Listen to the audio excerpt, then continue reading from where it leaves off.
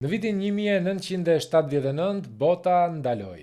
Nuk ishte një pandemi, por diçka që rrjedh në venat e çdo shteti, nafta. Sot historia po përsëritet me një saktësi rrënqetëse. Tensionet mes Iranit, Izraelit dhe Shteteve të Bashkuara të Amerikës nuk janë thjesht lajme ndërkombëtare, por janë faturat e dritave tona, çmimi të bukës në lagje dhe siguria e kursimeve të gjithëve ne shqiptarëve. Sot me Kreshnik Kuçajn do të flasim dhe do të thyejmë heshtjen. Apo na çojnë drejt një varfërimi të qëllimshëm, a është ngushtica e Hormuzit butoni që do të fik ekonominë globale dhe më e rëndësishmja, pse kjo luftë po shpërthen dhe pse mund të shpërthej më keq nesër? Çfarë duhet blini sot? Kreshnik Kuçaj, gazetar ekonomie, prej vitesh një jemi bashkë. Faleminderit që pranove ftesën dhe të flasim në një situatë të vështirë ekonomike globale. Është gjithmonë kënaqësi dhe ti e di që asnjë ftesë nga ty nuk do refuzoja dot.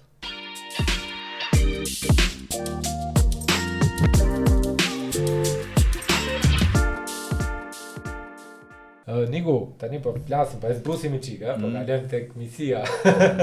Do doja dija pak, sepse ti ke bërë dhe studime, je marrë edhe me ekonominë të vendit dhe globale në 100 vitet e shkuara të paktën.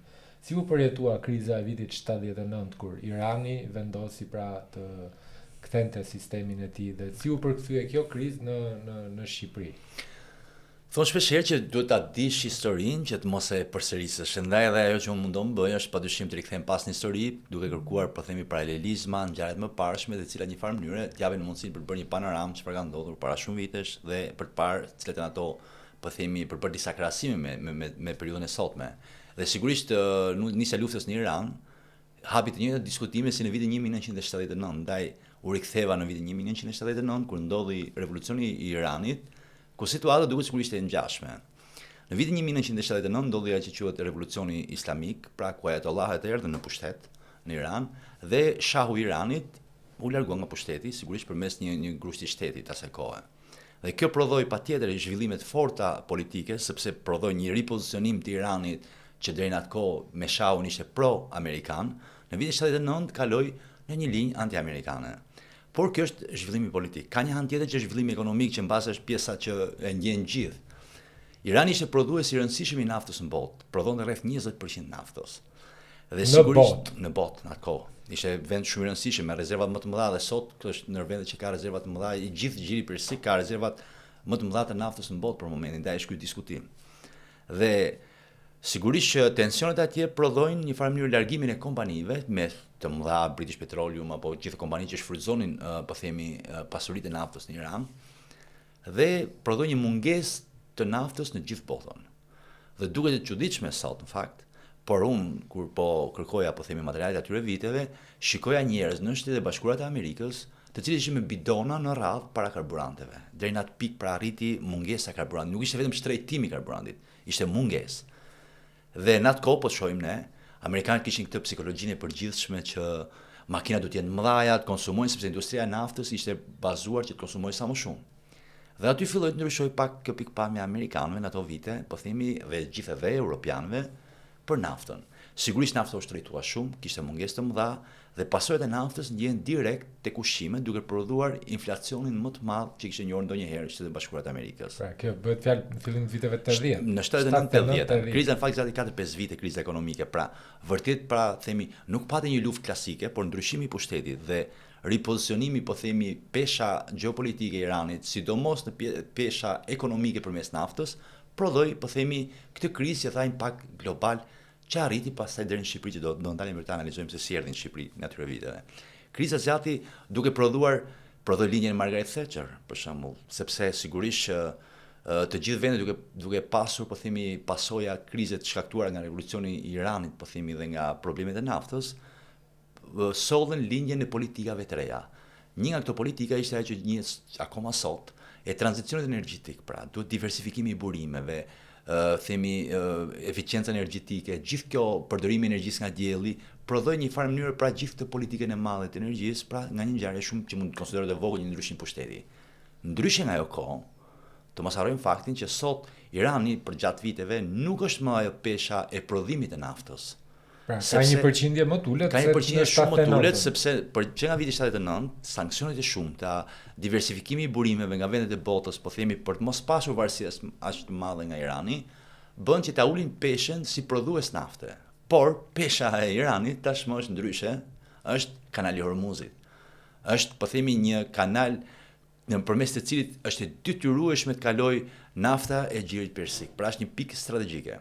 Dhe këtë rast nuk kemi të bëjmë pra më me sasi nafte e cila gjendet, po themi në botë, por kemi të bëjmë me atë transportin, zinxhirin e transportit, që është presioni më i madh. Dhe gjithmonë më shumë bota, po përballet me vështirësi që vijnë nga zinxhirët e transportit, më shumë se sa po themi nga efektet e tjera. Të mos harrojmë, sot po shtrejton çmimet për arsye se një anije që të kalojnë kanalin e Hormuzit do rritet siguracioni. Një anije me naftë. Shumë produkte që kalojnë nga aty pra një farë mënyrë kanë më shumë kosto dhe sa më shumë kosto po themi që të ketë sa më shumë vështirësi për të kaluar në atë kanal, aq më shtrenjtë do jetë për botën dhe si rrethoj shtrejton edhe çmimet që po e shohim se si. Po pra, me të drejtë edhe njerëzit shpesh herë thonë që unë jetoj në Tiranë, ç'pun kam unë me kanalin e Hormuzit, që është 3000 kilometra larg Tiranës dhe të paguaj naftën më shtrenjtë ose të paguaj bugën më shtrenjtë. Kështu thonin edhe në Shqipërinë e viteve 80, por mos ta humbur pak pjesën e historisë. 79 Shqipëri. Si u reflektua kjo krizë në Iran, pra ky revolucioni i Iranit, revolucioni islamik, si u reflektua te njerëzit e thjesht në Shqipëri? Do të them një detaj. Në vitin 78, një vit më përpara, Shqipëria kishte ndisur një eksperiment, që ishte konsiderohet një eksperiment më të madh që është marrë në Shqipëri, ai që quhet izolimi total apo projekti për shkuar drejt autarkisë. Pra të mbajt vendi me burimet e brendshme. Deri në ato vite, Shqipëria kishte pasur ndihmë nga Jugosllavia fillimisht, nga Bashkimi Sovjetik, si aleancë kryesore për të bërë veprat e mëdha që ne kemi parë dhe nga Kina. Nga Kina më pas. Në 78 Shqipëria u prish me Kinën dhe nis një eksperiment dhe thotë, unë do mbajm vetëm burimet e brendshme. Por si kishte menduar Shqipëria atyre viteve që zëvendësonte atë ndihmën nga jashtë. Projekti ishte rritja e eksporteve dhe me rritjen e eksporteve valuta që fitoi nga shitjet, po themi, të mineraleve, të naftës, do sigurojnë nevoja për të blerë jashtë vendit, pra dhe kompensojnë ndihma nga jashtë.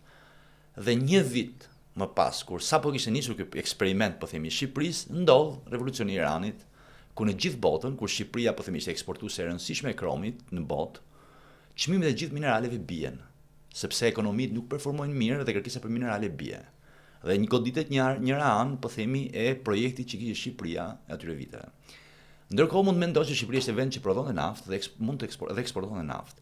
Në atë kohë çmimet e naftës në gjithë botën u rritën shumë. Dhe Shqipëria nuk eksportoni. Eksportonin. Po, ishte zë rëndësishëm. Dhe mund të mendosh që Shqipëria atyre viteve mund të përfitonte shumë nga rritja e çmimeve. Por kriza e naftës. Nga kriza e naftës globale, se ishin vend prodhues. Ama ndodh një problematik tjetër që Shqipëria në atë vit i përgjysmohet sasia e naftës që gjen, pra. Burimet, nga 2.5 milion fuqi në vit, shterojnë burimet, po themi apo nuk po kërkojnë burime të reja dhe prodhon gjithë ato tensionet e mëdha, grupet armiqësore, sabotime, gjithë ajo paranoja që u reflektua pastaj tek inxhinierët dhe personat me reprezalje të mëdha të asaj kohe dhe me dënime. Dhe në rastin aktual, Shqipëria nuk përfiton as nga kjo gjë. Pra kemi sapo nis një eksperiment, po themi i dështon nga ky element tjetër. Sigurisht nuk ishte arsyeja kryesore pse dështojnë, pse u prodhua kriza e tmerrshme e viteve 80 të Shqipërisë, sepse vetë sistemi kishte probleme.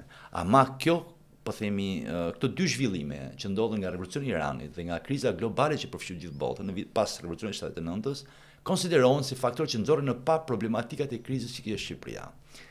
Por mos shtuar pastaj elementin tjetër që në vitet 80 Shqipëria u përballte me thasira të mëdha, që do thotë dhe nga krau tjetër kishte mangësi në hidrocentrale për sa i përket prodhimit të energjisë elektrike, bujqësia kishte probleme, pra këto ishin faktorë që ndikuan dhe më shumë. Studiuesit e viteve e periudhës të komunizmit në fakt e kanë anashkaluar si detaj pak vetë kanë arritur ta cekte pjesë, sepse kanë thënë jo, Shqipëria është izoluar, jo blokada e madhe, pra ku në fakt ishin dhe disa faktorë tjerë që ndikuan. Ishin faktorë që ndikuan, pra një vend i izoluar mund të mendojmë që nuk ndikon fare, se Shqipëria ishte izoluar, mbajmë burimet e brendshme, ndërkohë një krizë globale mund bëjë zë. Por do rikthyer sot. Sot jemi shumë të varur, një kohë jemi vend i hapur dhe sigurisht pasojat do ndjen më shumë edhe Po mirë, rrim pak tek 79 në Shqipëri. Nëse mund bëjmë Pa. një, le të themi një kështu retro.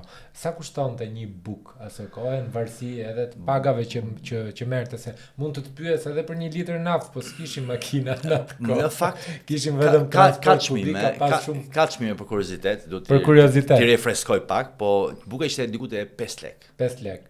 Në raport 50 lek të, po themi, po ta quajmë sot. Kurse nafta ishte 8 lek. 8 Pra lek. kjo është diferenca. Dhe në botë një diferencë e vogël, por mos harrojmë diçka. Në periudhën e regjimit komunist, çmimet nuk reflektonin, po themi, vlerën reale të produkteve. Ishin një farë mënyrë thonë të subvencionuara nga shteti. Pra nuk ishte një logjikë ekonomike sa i kushton shtetit të prodhojë një bukë. Shteti vendos një çmim për prodhimin e bukës, fuqia punëtore ishte shumë e ulët, po themi, prodhimi bëj këtu brenda, dhe shteti vendos këtë çmim bukës. Pra dhe për të bërë korrelacione, po themi, sigurisht në atë kohë mund blije ndoshta me një bukë, po themi, me një bukë e pak mund blije 1 litër naftë, po themi. Por Jo, në fakt, aso kohë, nëse ti thua që buka kushtonte 5 lek dhe 1 litër naftë kushtonte 8 lek, sot kemi një dyfishim. Patjetër është dyfishuar, po. Kushton 100 lek, Por, në mos gaboj, më korrigjoni, 100 lek, 120 lek. shkon. Okej, dhe 1 litër naftë ka shkuar 220 lek. Po, Dhe pritet 100 lek më shumë. 100 lek më shumë. Sigurisht që koha atyre vite, mos harrojmë pra subvencionimi. Nëse ne do shohim çfarë ndodhi në vitet 90 kur u liberalizuat çmimi, buka shkoi 40 lek më një herë. Pra, nuk ishte çmimi real, pra dhe pak ishte pak e vështirë, sigurisht. Edhe ishte një nga vendimet më të vështira të qeverisë Meksit atyre viteve, fillim viteve 90. Sigurisht që është shtrejtuar dhe është absolute, sepse nafta e viteve 70-80, por nga sasia, numri makinave që ishin dhe shumë element tjerë, rafinimi, niveli rafinimit të naftës, procesi që kalon, taksat e karbonit dhe element tjerë, nuk është një lloj se në vitet 80 ndërgjegjësimi për mjedisin, po themi, apo për shëndetin nuk ishte në këtë nivel që është sot. Dhe sigurisht gjithë procesi ka ardhur, po themi, vështirësi për nxjerrjen e naftës dhe shumë element tjerë kanë bërë që çmimi të rritet jashtëzakonisht shumë. Pa shtuar taksa, pastaj që është muhabet diskutim tjetër. Nëse kanali Hormuzit mbyllet, si reflektohet kjo? Do jetë një krizë ekonomike, se ne jemi të varur ekonomikisht nga bota, sepse realisht ne kemi naftë, po e eksportojmë sasinë e naftës dhe nuk kemi përdorim të brendshëm siç përdornim në 79-ën apo sepse jo, nafta në Shqipëri në fakt ka diskutime shumë se çfarë lloj nafte është, kërkon shumë për të rafinuar. Ka dhe një pjesë tjetër. Është bruto, nuk është të përpunuar. Është shumë ne eksportojmë jashtë që rafinohet, pastaj edhe sigurisht kosti i ngritjes së një rafinerie është shumë i lartë, jashtëzakonisht i lartë për të bërë rafinimin e naftës. A duhet bërë, ka diskutime shumë të ta bëj këtë, unë nuk jam, po themi, në gjendje që të marr të them unë gazetar jam, nuk mund të jem ekspert ekonomie deri në atë nivel sa të them duhet apo s'duhet, por në, po themi, naftën në Shqipëri, për ta rikthyer edhe një detaj të lutem, nuk do ta harroj këtë element. Në vitet 30 në Shqipëri vjen një kompani që quhet Anglo-Persian, që më pas do të bëjë British Petroleum, që është sot, e cila merr koncesionin për shfrytëzimin e naftës në Shqipëri. Por sipas kohës bëhet një marrëveshje me Italinë, që Italia jep fushat e Iranit dhe ajo tërhiqet nga Shqipëria dhe shkon në shfrytëzim në Iran. Dhe argumenti i asaj kohe ishte që nafta në Shqipëri kërkonte shumë përpunim dhe shumë element tjerë. Dhe sigurisht ka diskutime më vonshme nëse nafta, po themi, sa e mirë është nafta shqiptare. Nuk e di. Por është përdorur, unë nuk më ta them. Ka qëndrime që është shumë e mirë, ka qëndrime që mbase është shumë e vështirë për ta përpunuar, ka shumë procese për ta bërë. Por sigurisht që pra jemi në nivelin e eksportimit. Pra sot jemi rreth 700 deri në 800.000 tonë që importojmë çdo vit, po themi, për sasi që ka nevojë tregu në Shqipëri. Nëse do mbyllej kanali Hormuzit, padyshim reflektimi i parë do të ishte tek çmimi i naftës. Nafta është elementi bazë i çdo gjë, që lidhet me transportin dhe shumë edhe nën produktet e saj dhe shumë element tjerë, prodhojnë plerat kimike dhe pra ka impakt në çdo element jetës. Në momentin që rritet, po themi, transporti, kostoja e transportit, gjithçka do reflektohet në çdo gjë që do thotë përfundon direkt tek familjet kudo. Dhe pavarësisht se janë në Shqipëri, janë në një vend tjetër apo diku. Domethënë, lufta në lindjen e mesme është faktori kryesor. Nuk është se përdoret për një alibi për rritjen e çmimeve, pavarësisht se shumë biznese mund të kenë blerë edhe produktet dhe i kanë të magazinuara me çmime stok apo tek pjesa e Shqipëria ka një lloj, po themi, ndikimi direkt për çmimet, sepse është vend i varur shumë nga importet, që do thotë që nuk është se jemi vend që ne prodhojmë. Çdo lëvizje që bën tregun jashtë do ndjet edhe këtu. Pra nuk është se ne po presim që dikush ka magazinuar aty dhe do shes një javë, çfarë do fitoj? Ja fitoj këtë javë, 2 javë. Do shkoj tek ai çmimi i shtrenjtë që do jetë në Europë apo në një vend tjetër, apo edhe në linjën e mesme. Pra, çdo gjë mund të jetë për pak kohë, po themi ky evazioni, por do vi një moment që nuk do ketë këtë përfitimin e madh. Mund të përfitoj një moment caktuar, po jo gjithë krizën. Nuk mund të jetë dikush që përfitoj gjithë krizën me përjashtim atyre që janë prodhuesit e mëdhenj global. Në fakt se unë ta përmenda pak më parë, me të drejtë atë qytetarin që thot lufta është 3000 kilometra larg edhe rritet çmimi direkt këtu kanë me një herë të nesërmen e tjera me radhë. Do të thënë është një formë abuzimi kjo që bëjnë gjithë jo, është shpjeguar, gjithë mendojnë që mos harrojmë diçka, mënyra që pas zhvillimit të fundit nafta është prezente në Shqipëri. Çështja është që zhdoganimi bëhet mbi bazën e bursës Platz të Austrisë.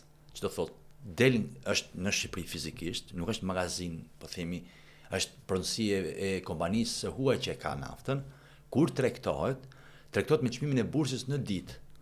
Pra pavarësisht se është në Shqipëri, ajo nuk është blerë, nuk është pronar, po themi, kompanitë shqiptare. Kompanitë shqiptare janë një lloj sigur janë në një vend tjetër dhe thjesht shkojnë tek pika doganore dhe zhdoganimi bëhet mbi bazën e vlerës bursës që është referencë është Platzi i Austrisë.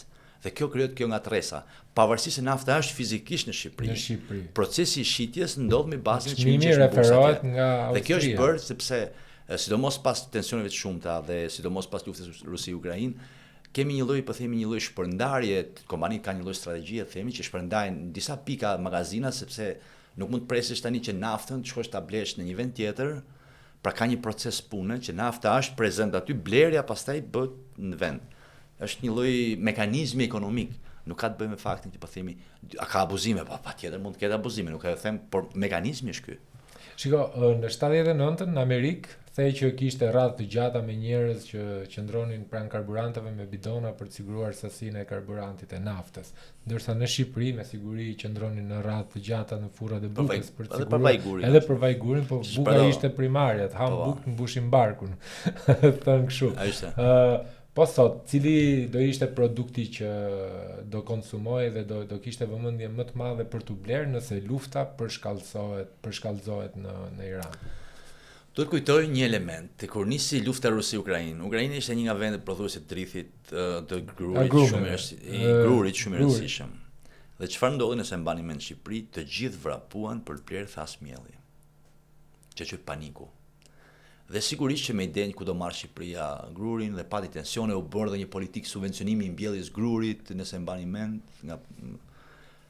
thjesht përfundoi pas pak ditësh që gjithë kishin nga 3-4 thas miell, aty që për nuk mund të ketë një moment të caktuar një mungesë të një produkti, por në situatën e sotme me diversifikimin që kemi nuk do mungoj nafatgjat. Pra nuk do nxituar. Pra bashkëjeton ekonomia, zhvillimi ekonomik edhe luftrat njëkohësisht. Absolutisht, përkundrazi, pra nuk kemi në kushtet kur mungon produkti, është rruga që është, pra po mungon një rrugë, do vi një rrugë tjetër, do jetë më shtrenjtë. Ky është diskutimi. Pra një produkt do pagojmë më shtrenjtë.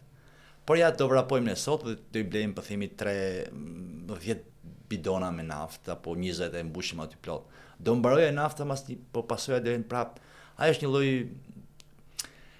kriza më madhe globale në vitet 29-33, depresioni i madh nisi kur rënja e kompanive në bursë prodhoi një panik në tregje dhe gjithë shkuan tek bankat për të rreshur parat nga Afrika. Dhe bankat falimentuan nga frika e njerëzve. E njëjta gjë ndodh, po themi, pra elementi bazë është njerëzit ruajnë qetësinë. Edhe të mos bën ato që quhen veprime të nxituara, sepse kanë gjithë çfarë do të bëjë, do plas lufta, po sikur të shkoj ti marr parat ti kem në banesë, apo të bëj veprime, dhe shumica bëjnë veprime nxituara duke dëmtuar të ardhmen e tyre ekonomike. Vërtet, çfarë duhet bëjmë me monedat? Ti mbajmë euro, dollar, lek, apo si në vitet 30 ti kthejmë në monedha ari ose në flori, si në kohët vjetra. E para, këshillat që japin gjithë bankierët, unë do përcjell këshillat e atyre, jo miat personale. Si gazetar ekonomie. Është që e para, njeriu duhet të ketë një lloj sasie likuiditeti, po themi, për emergjencat që ka. Nuk po të fjalë për të marrë gjithë parat, po themi, dhe ti mbash në 2 shek aty, sepse është dëm jashtëzakonisht i madh për veten. Prish çdo lloj, kur nëse ke një llogari bankare, po themi, me interesa të caktuara, me një afat caktuar, nuk mund të prishësh një marrëveshje afatgjatë për një gjë që nuk e di sa do zgjas. Duhet të kesh një likuiditet vogël, disa nevoja bazike, por ne pam edhe në pandemi që u testu, po themi, që ishte testi më i madh global, më shumë nuk ka luftë globale, po themi, nga pikpamja ekonomike se sa pandemia kur të fikesh botën. Ishte një luftë pa paralajmëruar, një pa paralajmëruar, por ama ju pat se si u soll ekonomia, çfarë ndodhi në atë kohë. Jam i bindur që një pjesë veprimeve të asaj kohe, shumë njerëz nuk do i bënin sot. Po ta shohësh sot çfarë veprimesh kanë bërë gjatë pandemisë, mbas një pjesë të tyre nuk do kishin bërë disa sjellje të caktuara. Mirë, se ka ndryshuar pak edhe forma e komunikimit, e përthithjes informacionit. Tani kemi 3 faza. Ti përmend vitet 30, përmend vitet 79, po ti referohemi vitit 79 dhe sot jemi diku ke 45 vite. Ka ndryshuar dhe komunikimi i informacionit, njerëzit informohen dhe më mirë. Dhe kjo mbas është një gjë që do ta prekim të dy si gazetarë të vjetër që jemi, do ta prekim si element se duhet informimi është element shumë i rëndësishëm. Patjetër. Se dhe mediat kanë përgjegjësi. Prandaj dhe ta parashtrova si pyetje sepse është shumë e rëndësishme që njerëzit ta kuptojnë domethënë informacionin, luftën, rëndësinë e luftës, rëndësinë e zhvillimit ekonomik dhe ta diferencojnë nga paniku. E para në një luftë, po themi, ka dhe fitues dhe humbës. E mira është mos jesh, po themi, të minimizosh humbjet, nëse je në krahun atyre që nuk mund të fitojnë. Si mund të jesh një konsumator i thjesht, merr një pagë aty dhe kaq. Çfarë do të bësh është të minimizosh humbjet, të mos nxitosh me veprimet, sigurisht. Ato që janë kursime, në qoftë se ka kursime të lira, pra po themi pa një marrëveshje, po themi prafatgjat interesash si llogari bankare, mund të diversifikojnë nëse kanë një merak, disa në euro, disa në dollar. Zakonisht dollari dhe ari rriten në rast të krizash, sepse kjo është gjëja.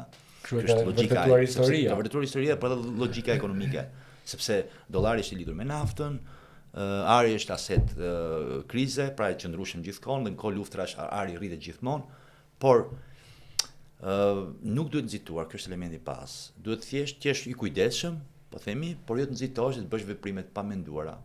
Siç është rasti ku diun të vraposh, po themi. Tani atë pagën ndoshta nuk e di sa mund ta kursesh. Sa mund ta kursesh, ja kurseve për pak kohë, por që pasojat e krizës do ndjen patjetër, sepse rritja e çmimeve do vi në mënyrë sa më shumë zjas lufta, po themi do ndjet aq më shumë. Por mos harrojmë një detaj tjetër. E mira është të presësh pak. Se historia ka treguar që ngjarje shumë të mëdha marrin një zhvillim papritur një moment caktuar.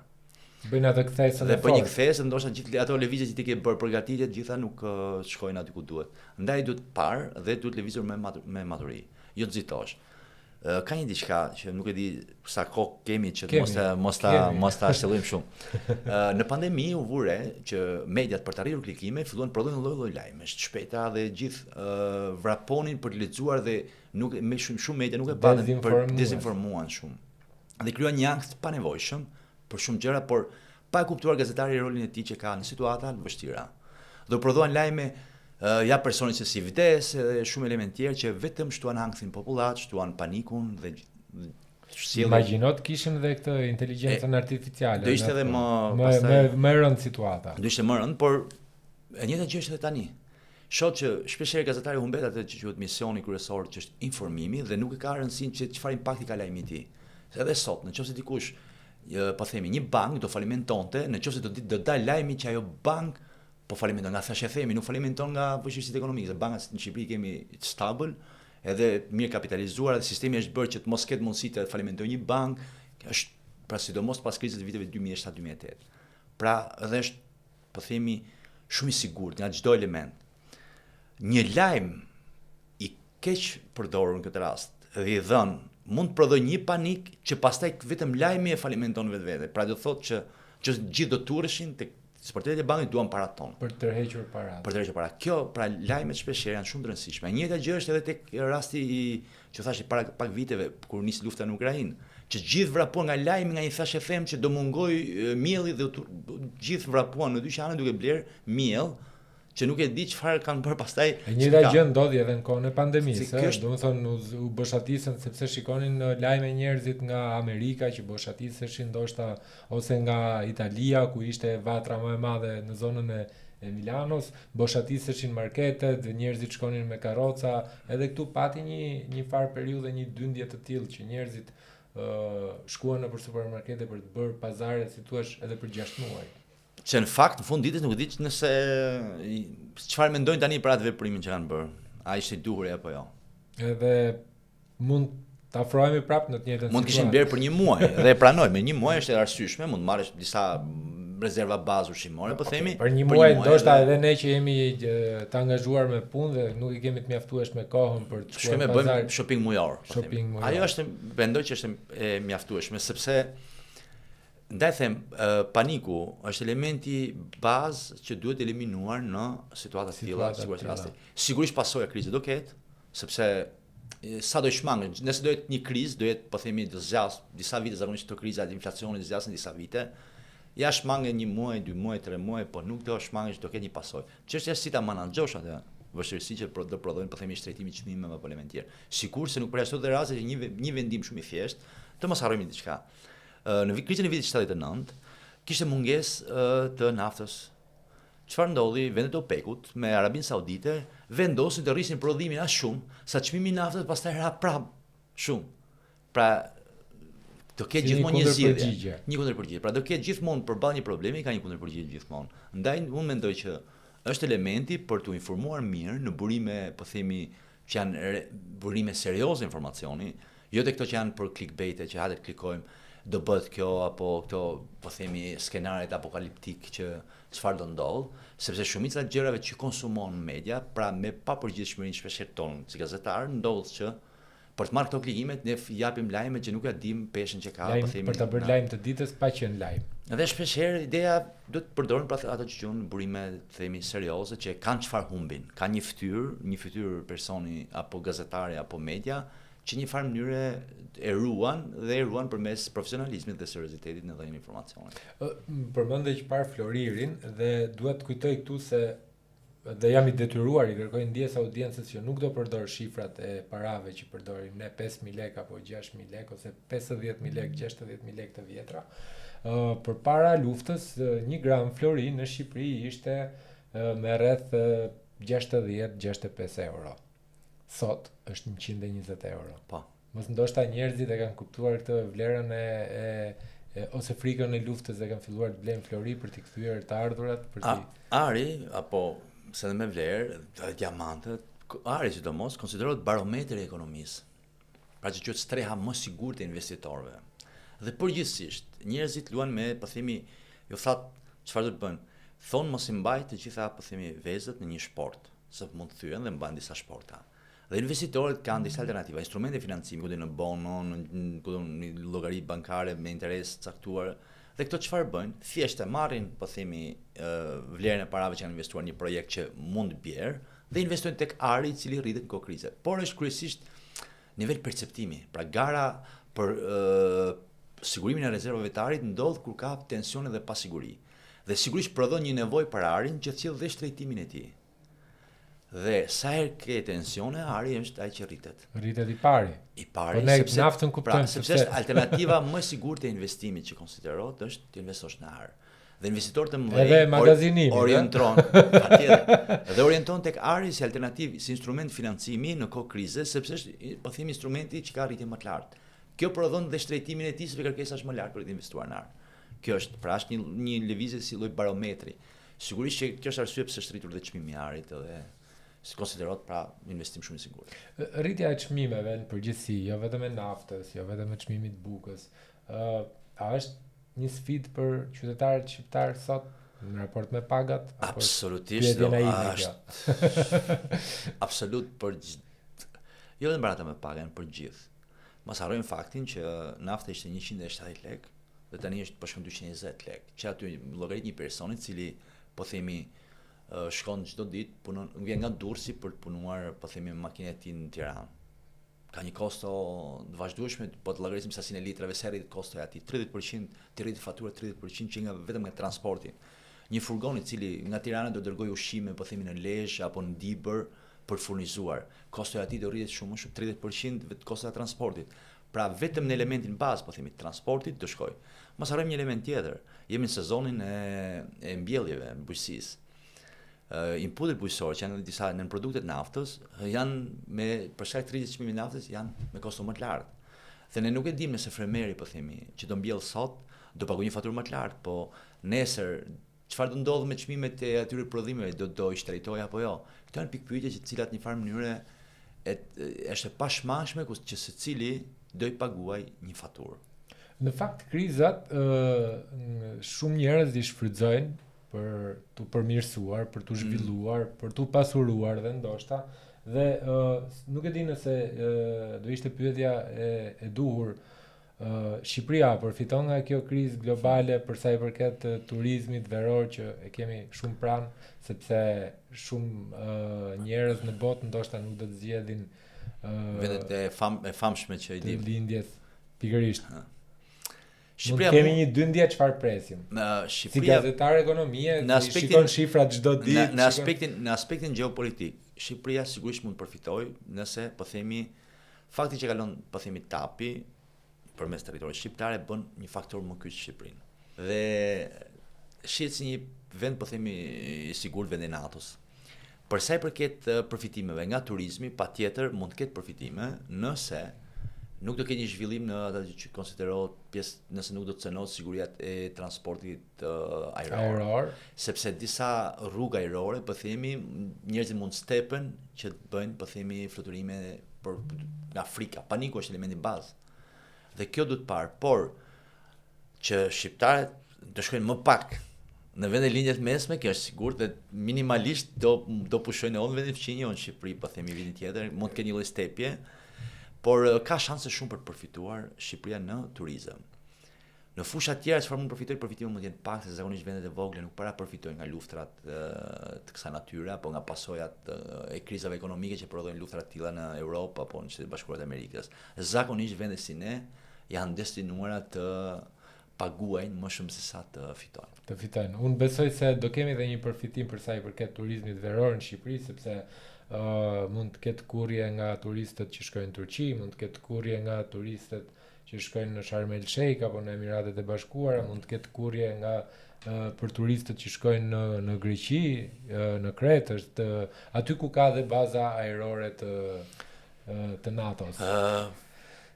Po themi shpresojmë mos ndodh asgjë, po themi në ato vendet, që s'mund të urojmë asnjë vendi të keqen, por shpresojmë ndodh kështu, domethënë. Por do të parë sepse turizmi është përshtypje, është ndjesi. Dhe njerëzit duan gjatë pushimeve të ndjen sa më të sigurt. Do të shohim nëse këtë sezon veror do kemi më shumë lëvizje apo jo, sepse sigurisht ka një lloj stepje psikologjike të njerëzve për lëvizur shumë vende për të ulur kostot, po demotivojnë lëvizjet, sa më pak lëvizje po themi me avion, sa më pak lëvizje me makinë, po ndjekin disa lloj politikash vendet e tjera. Duhet parë nëse mos harrojmë diçka. Pushimet dhe gjërat e luksit, sa ka një krizë përpara janë ato që priten më shpejt. Pra dhe dikush do duhet zgjedh çfarë do të masash do marrë, dhe në listën e atyre njerëzve që më thatë çfarë planesh do bëjnë njerëzit. Ndoshta një europian nesër mund të bëjë një lloj analize tjetër dhe thotë pushimet të vit nuk do i bëj, po themi, në një vend, dhe Shqipëria mund të përfitojë si destinacion, po themi, me low cost. Ose në krau tjetër mund dhe mos përfitojë sepse njerëzit nuk do lëvizin, pra varet sa do të shkalla e panikut që do ketë. Në fakt e bëra këtë krahasim sepse edhe në Shqipëri tashmë turizmi është një nga industritë më të rëndësishme të ekonomisë vendase dhe shpresoj që të jetë. Është edhe lokomotiva e pasurive të paluajtshme për pjesën Bregdetit, për zhvillimin dhe ka impakt jashtëzakonshëm, po themi, në ekonomi, është i rëndësishëm. Dhe këtë duhet ta shohim me anë pozitive. Po për sa i përket rezervave ushqimore, pyetja fundi që ti qetësojmë pak edhe njerëzit që na shohin, në rast se lufta përshkallëzohet, ne si vend kemi rezerva ushqimore në dijenin tënde, domethënë. Është bërë ligj, po themi, është bërë ligj që nga koha e pandemisë, është dhënë një urdhër dhe është vendosur që është akoma fuqi që supermarketet kenë minimalisht 3 muaj rezerva ushqimore, po themi, që nga koha e pandemisë. Ka një diskutim tani për sa i përket rezervave të naftës, mos harrojmë një detaj.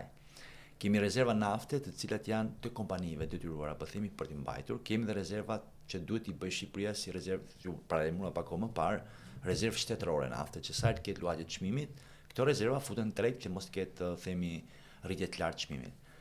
Nuk besoj që Shqipëria do ketë, po themi, mangësi. Tani mund të kërkojmë produkte shumë specifike, po themi në moment caktuar, dhe unë gjatë pandemisë doja të mendoja për blerë për peshkim dhe nuk gjeja një lloj karremi që vinte nga Greqia, po mund të jetojë edhe pa të. Produktet bazë nuk besoj që do ketë problematike të kësaj natyre, po themi. Sigurisht në moment caktuara po të ndodhë një skenar apokaliptik, po themi një luftë katastrofale, sigurisht që gjithmonë nuk do jetë, po themi, me një hershme. Do vi gradualisht. Por që për dalë pak, jemi në një kohë kur këto situata i bën shtetet mendojnë çfarë duhet bëjnë. Dhe një ndër elementesh patjetër sigurimi i rezervave, nuk po them ndoshta rezerva lufte, po rezerva duke fuqizuar ekonominë kombëtare. Disa kriza duhet shërbejnë si element për të fuqizuar ekonominë. Që do thotë bujqësia duhet fuqizohet, sepse nëse ne kemi varësi të lartë nga importet e ushqimeve dhe situatat vështira vendosin në vështirësi themi sigurimin e ushqimeve nga importet apo zinxhirët e transportit, një vend si Shqipëria sigurisht do duhet mendoj për fuqizimin e mëtejshëm dhe shpresojmë që njerëzit të fillojnë të shohin bujqësinë si alternativë për të fuqizuar ekonominë kombëtare. Sikurse edhe për të fuqizuar dhe dek caktuara që ne po themi blegtërinë për ta fuqizuar. Pra minimalisht për rezervat bazë, po themi ushqimore, kriza shpeshherë për vendet vogla duhet shërbej dhe si një leksion se çfarë duhet bërë, sepse shpeshherë mbetemi të varur nga ajo nëse dikush do na jap diçka dhe nuk mund të jemi gjithmonë. Kjo është e vërtetë se realisht në Europë. Edhe aktualisht kemi edhe një tkurje të madhe të popullsisë, edhe nuk e di nëse të ka ndodhur dhe ty, shpeshherë dëgjoj njerëz që thonë shqiptarët shkojnë mbledhin ullinë e grekut dhe i lënë ullinë e tyre pa mbledhur. Dhe në fakt kontribuesit më të mirë të ekonomisë janë po ata që punojnë blegtorin, turizëm, bujqësi e tjera me radhë. Por fatmirësisht parat i shpenzojnë në Shqipëri, ata që mbledhin ullinë e Greqi. Po, në fakt, po, kjo është e vërtetë. Ja marrim lekët grekut. Pra, mbase nuk e punojmë tokën tonë, po mund dalë ndoshta edhe më rentabël, themi për atë, por këtë kam parë edhe vetë, në fakt, sepse edhe unë jam shumë pasionant pas bujqësisë dhe dua shumë, jashtëzakonisht shumë, po vuan që është një punëtor që pikën tënde më shumë. Një pikë patjetër kam shumë pasion edhe vuan është shumë e vërtet për punonjës, por tani kanë as shumë programe që të minimizosh nevojën për fuqi punëtore, sepse mekanizohet proceset, janë programet. Në mënyrë të pashmangshme Shqipëria duhet ta zhvillojë bujqësinë në vitet që vijnë, se do futemi në BE, po me çfarë do futemi, do të kemi produktet tona.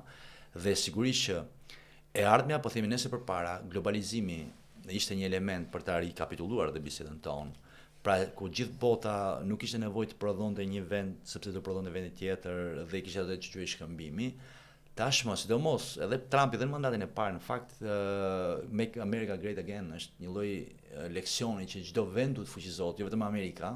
Pra ka një lloj logjike që çdo vend duhet të fillojë atë që rrimë këmbët vet. Pra, një ekonomi e fortë, një burime të shumta, një bujqësi, sigurimi i ushqimeve nuk është, po themi, e dëmshme për një vend, përkundër, është shumë mirë.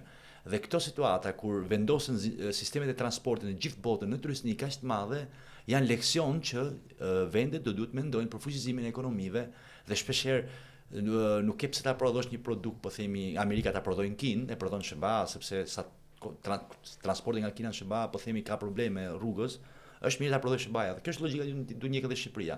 Që do thotë, fuqizimi i ekonomisë duke parë ato që quhen sektor të rëndësishëm, bujqësia patjetër është një nga sektorët, turizmi i cili pavarësisht luhatshmërisë që mund të ketë në vështirësi të tilla, mbetet patjetër potencial i jashtëzakonshëm i Shqipërisë. Dhe do shoh patjetër dhe përpunimin e atyre që konsideron mineraleve apo burimeve natyrore që për t'i përpunuar, jo për t'i tregtuar të papërpunuar, dhe në këtë drejtim janë duke bërë lëvizje. Çështja është që edhe individët vetë duhet ta kuptojnë që ajo toka që kanë aty mund të ta shfrytëzojnë, pavarësisht se po themi mund të duket pak e vështirë sot për shkak kostove të larta, por do vi një moment kur do duhet të orientojmë drejt këtyre. Dhe shpresoj që dhe leksioni që na dha lufta Rusi-Ukrainë, dhe leksioni që po jep kjo luftë, të jetë një leksion për të kthyer syt, po themi, nga disa sektorë që kemi harruar dhe i shohim parëndësishëm. Se nganjëherë ne kujtohemi për diçka vetëm kur na mungon. Dhe po na mungoj një ditë buka, do kujtohemi që kemi edhe një tokë për ta punuar dhe mund të bëjmë bukën vetë. Mund ta bëjmë bukën vetë. Krishnik, kënaqësi që folëm bashkë, sa herë flasim qoftë para apo jashtë kamerave, mendja ime mbushet plot me argumenta shtërrues. Faleminderit dhe shkënaqësi gjithmonë për sidomos në Tryeza ku bën biseda cilësore. Faleminderit. Lufta nuk është vetëm në ekrane, është edhe në faturat tona. Faleminderit Krishnik edhe një herë që na ndihmove për të parë të vërtetën e përtejme dhe të vërtetën përtej propagandës. Ju që na ndoqët, na shkruani në komente dhe sa ju ka shkuar litri i naftës në lagjen ku ju banoni. Shihemi në episodin e ardhshëm.